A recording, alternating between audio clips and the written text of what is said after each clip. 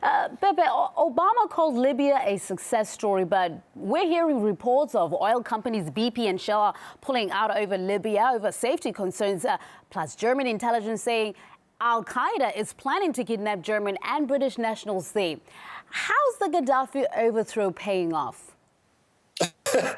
I think everything that Obama and Hillary said, we have to call George Orwell, first of all. It's pure newspeak. Libya is a stable country now. Okay, it's a country run by militias, basically, with a very weak central government, with the Salafi jihadists crisscrossing the country and linking with Salafi jihadis in Syria and all over the Sahel, just like we saw in the attack at the In Amenas gas field in Algeria. So Libya was an absolute disaster, and Obama and Hillary could not say the key word. And I'm not talking about newspeak now. Blowback.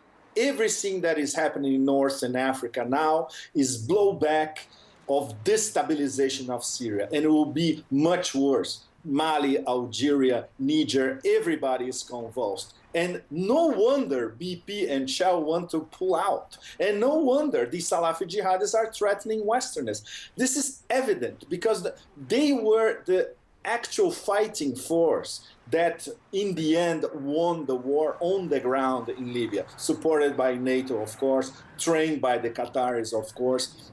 And in terms of Egypt, which Obama and Hillary also said, it's not a success story. Remember, I was actually going to talk to you a little bit about that. I mean, we're talking about the blow up in North Africa. They've called Egypt a success story. As one protester actually said that there's no bread, no freedom, and no dignity.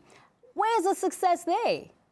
Absolutely correct, because let's backtrack a little bit. 2 years ago, you remember the official Obama administration reaction to Tahrir Square. They wanted a managed transition. Hillary Clinton went on the record many times saying, we want, in fact, Omar Suleiman, which the people who were in Tahrir Square at the time were calling Sheikh al-Torture, because he was the liaison between the Egyptian military intelligence security services with the CIA, extraordinary ambition, all that. Very close with the Israelis as well, trusted by Bibi Netanyahu. So this is what the Obama administration wanted for Egypt. In the end, after Tahrir Square, okay, let's go with the protesters, but with an enormous if they behave according to our foreign agenda. In the end, the Obama administration was embracing the foreign agenda of Qatar, which is completely crazy. Qatar's foreign policy agenda is basically Muslim Brotherhood in power all over the Middle East, and also in Northern Africa, if possible as well. So nowadays we have the military in place in Egypt, the Muslim Brotherhood in the presidency, supported by Salafi jihadis who were voted by 20% at least, and the people who actually were in Tahrir Square and the real spirit of Tahrir Square of democratization, workers, students, the left in general in Egypt, they're completely marginalized. So what kind of success story is that?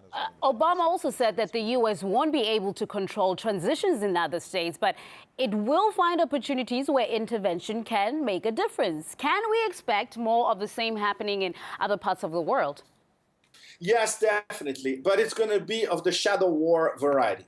So we have to pay attention to what's going to happen in the next few months when John Brennan takes over the CIA.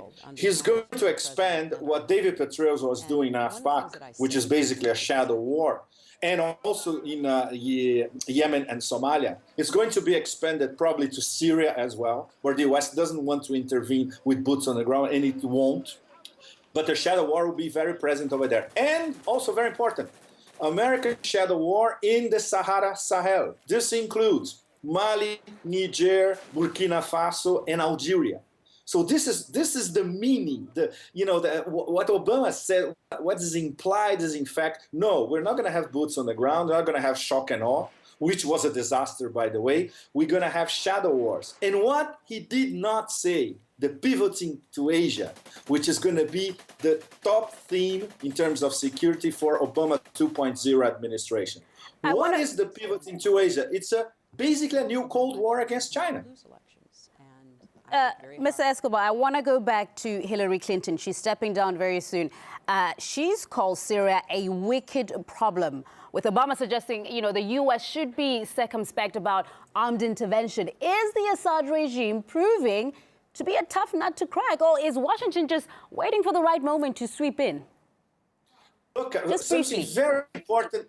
It's a very good question because we have to go back to something that Obama said, left implied in his inauguration. Basically, if we examine what he said, he's going to say, look, Bashar al-Assad government probably is going to stay in place. And we're not going to intervene with boots on the ground. We're not going to bomb Syria. So this means that the Free Syrian Army gangs, the Salafi jihadists, this new coalition that was brokered between Washington and Doha, Qatar, they're going to have to fend by themselves. And the Turks are having second thoughts as well. So nobody thought that with just a band of Salafi jihadi guerrillas, they could destabilize a very well-organized government like Syria. Okay, you can argue it's a police state, but it's very well-organized and they have the weapons. So it's not going to fall in 1, 2, 3 years. It's going to be a long, protracted civil war, which is, by the way, what the US and Israel want. They want a weakened Syria with the possibility of